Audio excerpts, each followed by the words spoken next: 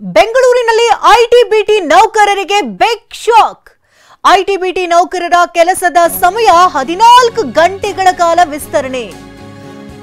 ಬೆಂಗಳೂರಿನಲ್ಲಿ ಐಟಿ-ಬಿಟಿ ನೌಕರರಿಗೆ big shock ಇದು. ಯಾಕಂದ್ರೆ ಇಲ್ಲಿವರೆಗೆ ಐಟಿ-ಬಿಟಿ ನೌಕರರು 9 ಗಂಟೆಗಳ ಕಾಲ ಕೆಲಸವನ್ನ ನಿರ್ವಹಿಸ್ತಾ ಇದ್ರು.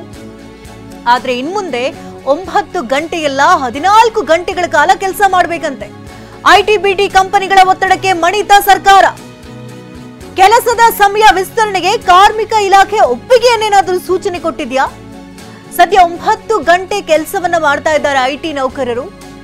9 ಗಂಟೆ ಬದಲಿಗೆ 14 ಗಂಟೆಗಳ ಕಾಲ ಕೆಲಸ ಮಾಡಿಸೋದಕ್ಕೆ ಒತ್ತಡವನ್ನ ಹೇರಲಾಗ್ತಾ ಇದೆ. ಕಾನೂನು ತರೋದಕ್ಕೆ ಸರ್ಕಾರ ಐಟಿ ಕಂಪನಿಗಳ ಒತ್ತಡವನ್ನ ಮಾಡ್ತಾ ಇದೆಯಂತೆ. ಈಗಾಗಲೇ ರಾಜ್ಯ ಸರ್ಕಾರ ಕಾರ್ಮಿಕ ಇಲಾಖೆಗೆ ಪತ್ರವನ್ನ ಕೂಡ ಬರೆದಿದೆ. ಬೆಂಗಳೂರಿನಲ್ಲಿ ಕೆಲಸ ಮಾಡ್ತಾ ಇದ್ದಾರೆ ಈಗಾಗಲೇ ಲಕ್ಷಾಂತರ ನೌಕರರು. ಅವರೆಲ್ಲರೂ ಕೂಡ 9 ಗಂಟೆಗಳ ಕಾಲ ಕೆಲಸವನ್ನ ನಿರ್ವಹಿಸ್ತಾ ಇದ್ರು ಇಲ್ಲಿ ತನಕ. ಆದ್ರೆ ಇನ್ಮುಂದೆ 14 ಗಂಟೆಗಳ ಕಾಲ ವಿಸ್ತರಣೆಯನ್ನ ಮಾಡೋದಕ್ಕೆ ಇದೀಗ ಸರ್ಕಾರ ಮುಂದಾಗಿದೆ. ಈ ಕುರಿತಾಗಿ ಪತ್ರವನ್ನು ಕೂಡ ಬರೆದಿದೆ. ಕೆಲಸದ ಸಮಯ ವಿಸ್ತರಣೆಗೆ ಈಗ ಐಟಿ ನೌಕರರು ಕೂಡ ಒಂದು ಕಡೆ ಸಿಡಿದೇಳ್ತಾ ಇದ್ದಾರೆ. 14 ಗಂಟೆಗಳಿಗೆ ಕೆಲಸದ ಸಮಯ ವಿಸ್ತರಣೆಗೆ ವಿರೋಧ ಕೂಡ ವ್ಯಕ್ತಪಡಿಸ್ತಾ ಇದ್ದಾರೆ. ಐಟಿ ಎಂಪ್ಲಾಯೀಸ್ ಅಸೋಸಿಯೇಷನ್ ಜೊತೆ ಮೀಟಿಂಗ್ ಕೂಡ ಈಗ ನಡೆಸಲಾಗ್ತಾ ಇದೆಯಂತೆ. ಅಸೋಸಿಯೇಷನ್ ಜೊತೆ ಸಭೆ ನಡೆಸಿದಂತೆ ಕಾರ್ಮಿಕ ಇಲಾಖೆ. ಸಭೆಯಲ್ಲಿ ಭಾರಿ ವಿರೋಧವನ್ನ ವ್ಯಕ್ತಪಡಿಸಿದ್ದಾರೆ ಐಟಿ ನೌಕರರು. 14 ಗಂಟೆಗಳ ಕಾಲ ಕೆಲಸ ಮಾಡಿದ್ರೆ ಮಾನಸಿಕ ಒತ್ತಡ ಹೆಚ್ಚಾಗುತ್ತೆ. 9 ಗಂಟೆನೇ ಇರಲಿ, 14 ಗಂಟೆ ಯಾರು ಕೂಡ ಕೆಲಸ ಮಾಡಬಾರ್ದು ಅಂತ ಹೇಳಿದಾರಂತೆ. ರಾಜ್ಯ ಸರ್ಕಾರ ಹೊಸ ಕಾನೂನನ್ನ ತರಬಾರ್ದು ಅಂತ ಐಟಿ ಇಲಾಖೆ ಕಪಟ್ಟನ್ನ ಹಿಡಿದಿದೆ. ಐಟಿ-ಬಿಟಿ ನೌಕರರು ಇಲ್ಲಿವರೆಗೆ 9 ಗಂಟೆಗಳ ಕಾಲ ಕೆಲಸವನ್ನ ನಿರ್ವಹಿಸ್ತಾ ಇದ್ರು. ಇನ್ನು ಮುಂದೆ 14 ಗಂಟೆಗಳ ಕಾಲ ನಿರ್ವಹಿಸಬೇಕು ಅಂತ ಹೇಳಿರೋದ್ರಿಂದಾಗಿ ನೌಕರರೀಗ ಸಿಡಿದೆದ್ದಿದ್ದಾರೆ. 14 ಗಂಟೆಗಳಿಗೆ ಕೆಲಸದ ಸಮಯದ ವಿಸ್ತರಣೆಗೆ ವಿರೋಧ ಕೂಡ ವ್ಯಕ್ತಪಡಿಸ್ತಾ ಇದ್ದು ಐಟಿ ನೌಕರರ ಅಸೋಸಿಯೇಷನ್ ಜೊತೆ ಈಗಾಗಲೇ ಮಾತುಕತೆಗಳ ಕಡೆ ಆಗಿದೆ. ಮೀಟಿಂಗ್ ಕೂಡ ಮಾಡಿದ್ದಾರೆ.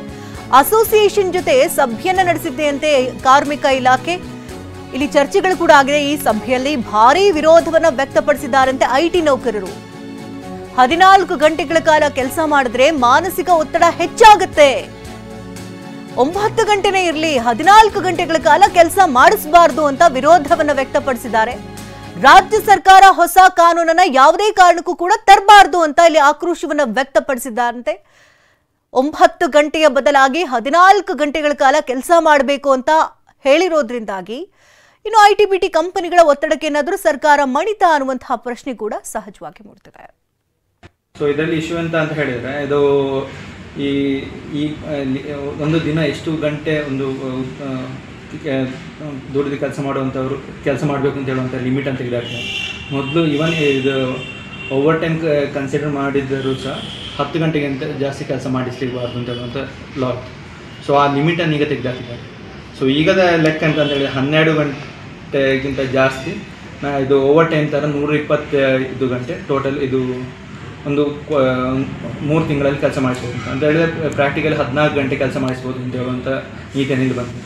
ಸೊ ಇದು ಇವನ್ ಇದು ಮಿನಿಸ್ಟರ್ ಅವರ ರಿಪೋರ್ಟಲ್ಲಿ ಹೇಳುವಾಗೆ 14 ಗಂಟೆವರೆಗೆ ಕೆಲಸ ಮಾಡಬೇಕಾಗಿ ಬರ್ಬೋದು ಅಂತ. ಸೊ ಇದನ್ನು ನಾವು ಯೂನಿಯನ್ ಮುಖಾಂತರ ಶಕ್ತವಾಗಿ ಖಂಡಿಸ್ತೇವೆ. ಸೊ ಈಗಾಗಲೇ ಐ ಟಿಯಲ್ಲಿ ದುಡಿಯೋಕ್ಕೆ ಎಂಪ್ಲಾಯೀಸಿಗೆ ಇರುವ ಇಶ್ಯೂಸ್ ನಾವು ಯೂನಿಯನ್ ಆಗಿರಲಿ ಕಂಪನಿ ಆಗಿರಲಿ ಕರೆಕ್ಟಾಗಿ ಗೊತ್ತಿದೆ. ಇವನ್ ಇದು ಅಂತ ಈ ರಿಪೋರ್ಟನ್ನು ಕೋಟ್ ಮಾಡಬೇಕಾದ್ರೆ knowledge chamber of commerce and industries KCCI ಅವರ ರಿಪೋರ್ಟ್ ಇದೆ. ಸೊ ಅದು ಹೇಳುವಂತ ಅಂತ ಹೇಳಿದ್ರೆ 55% ಜನ ಈಗಾಗಲೇ ಇದು ಮೆಂಟಲ್ ಹೆಲ್ತ್ ಇಶ್ಯೂಸಿಂದ ಬದುಕ್ತಿದ್ದಾರೆ. ಸಚ್ ಡಿಪ್ರೆಷನ್ ಒಂದು ಎಕ್ಸಾಂಪಲ್. ಸೊ 55% ಈಗಾಗಲೇ ಐಟಿ ಎಂಪ್ಲಾಯೀಸ್ ಈಗದ ಕರೆಂಟ್ ವರ್ಕ್ ಪ್ರೆಷರಲ್ಲಿ ಇದು ಡಿಪ್ರೆಷನ್ನಿಂದ ಬಳಲ್ತಿದ್ದಾರೆ. ಇದು 55 ಗಂಟೆಗಿಂತ ಜಾಸ್ತಿ ಕೆಲಸ ಮಾಡಿದರೆ ಆಗುವ ಕಾನ್ಸಿಕ್ವೆನ್ಸ್ ಬಗ್ಗೆ WHO ILO ಇದು ಜಾಯಿಂಟ್ ಆಗಿ ಇದು ರಿಪೋರ್ಟ್ ಪ್ರೆಸೆಂಟ್ ಮಾಡಿದೆ. ಸೊ ಅದೇನು ಹೇಳುತ್ತೆ ಅಂತ ಹೇಳಿದರೆ ಈ 55 ಗಂಟೆಗಿಂತ ಜಾಸ್ತಿ ಕೆಲಸ ಮಾಡುವವರಲ್ಲಿ ಇದು 35% ಜಾಸ್ತಿ ಸ್ಟ್ರೋಕಿಂದ ಆಗುವಂಥ ಡೆತ್ತಿನ ರಿಸ್ಕ್ ಇರುತ್ತೆ. ಈ ಬಗ್ಗೆ ಹೆಚ್ಚಿನ ಡೀಟೇಲ್ಸ್ ಅನ್ನು ಕೊಡ್ತಾರೆ ದೂರವಾಣಿ ಸಂಪರ್ಕದಲ್ಲಿ ನಮ್ಮ ಪ್ರತಿನಿಧಿ ಕಿರಣ್. ಈಗ 9 ಗಂಟೆಗಳ ಕಾಲ ಕೆಲಸ ಮಾಡೋದೇ ತುಂಬಾನೇ ಸ್ಟ್ರೆಸ್ ಅಂತ ಹೇಳ್ತಿದ್ರು. ಈಗ ನೋಡಿದ್ರೆ 14 ಗಂಟೆಗಳ ಕಾಲ ಕೆಲಸ ಮಾಡಬೇಕು ಅನ್ನೋ ನಿಟ್ಟಿನಲ್ಲಿ ಸರ್ಕಾರ ಮುಂದಾಗಿದೆ. ಅಂದ್ರೆ ಯಾಕೆ ನಿರ್ಧಾರ, ಯಾವ ರೀತಿ ವಿರೋಧವನ್ನ ವ್ಯಕ್ತಪಡಿಸ್ತಾ ಇದೆ ಐಟಿ-ಬಿಟಿ ನೌಕರರ ಸಂಘ? ಹೌದು ಶಕುಂತಲಾ, ನಿಜವಾಗ್ಲೂ ಕೂಡ ITBT ನೌಕರರಿಗೆ ಇದು ಶಾಕಿಂಗ್ ಸುದ್ದಿ ಅಂತಾನೆ ಹೇಳ್ಬೋದು. ರಾಜಧಾನಿ ಬೆಂಗಳೂರು ಸೇರಿದಂತೆ ಈಗಾಗಲೇ ರಾಜ್ಯದಲ್ಲಿ ಒಟ್ಟು 20 ಲಕ್ಷಕ್ಕೂ ಹೆಚ್ಚು ITBT ನೌಕರರಿದ್ದಾರೆ ಅನ್ನೋ ಒಂದು ಮಾಹಿತಿ ಸದ್ಯಕ್ಕೆ ಲಭ್ಯವಾಗ್ತಿರುವಂತದ್ದು. ಈಗಾಗಲೇ ರಾಜ್ಯದಲ್ಲಿರುವಂತಹ ITBT ಕಂಪನಿಗಳಲ್ಲಿ ನೌಕರರು ಅಂದ್ರೆ ITBT ಎಂಪ್ಲಾಯ್ಸ್ ಏನಿದ್ದಾರೆ 8 ರಿಂದ 9 ಗಂಟೆಗಳ ಕಾಲ ಕೆಲಸವನ್ನು ನಿರ್ವಹಿಸ್ತಾ ಇದ್ದಾರೆ.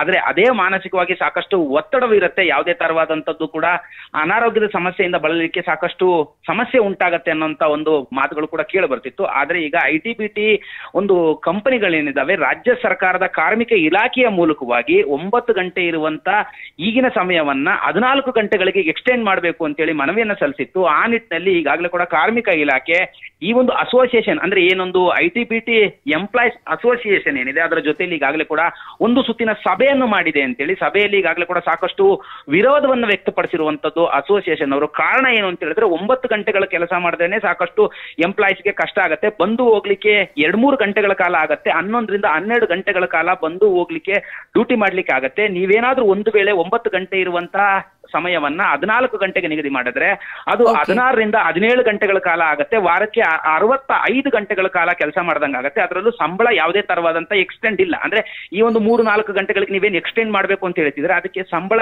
ಹೆಚ್ಚಿನದಾಗಿ ಕೊಡ್ತಾ ಇಲ್ಲ. ಈಗ ನೀಡುತ್ತಿರುವಂತ ಸಂಬಳಕ್ಕೆ ನೀವು ನಮಗೆ 3 ರಿಂದ 4 ಗಂಟೆಗಳ ಕಾಲ ಹೆಚ್ಚುವರಿಯಾಗಿ ಕೆಲಸ ಮಾಡಬೇಕು ಅನ್ನೋಂಥದ್ದು ಸರಿಯಲ್ಲ ಅಂತೇಳಿ ಈಗಾಗಲೇ ಕೂಡ ದೊಡ್ಡ ಮಟ್ಟದಲ್ಲಿ ಹೋರಾಟ ಮಾಡ್ತೀವಿ ಅನ್ನೋದೊಂದು ಈಗಾಗಲೇ ಸಚಿವರ ಸಭೆಯಲ್ಲೂ ಕೂಡ ಎಂಪ್ಲಾಯ್ಸ್ ಅಸೋಸಿಯೇಷನ್ ಇಂದ ವಿರೋಧ ವ್ಯಕ್ತವಾಗಿರುವಂತದ್ದು. ಶಕುಂತಲಾ, ಧನ್ಯವಾದ ಕಿರಣ್ ತಮ್ಮೆಲ್ಲ ಡೀಟೇಲ್ಸ್ಗಾಗಿ.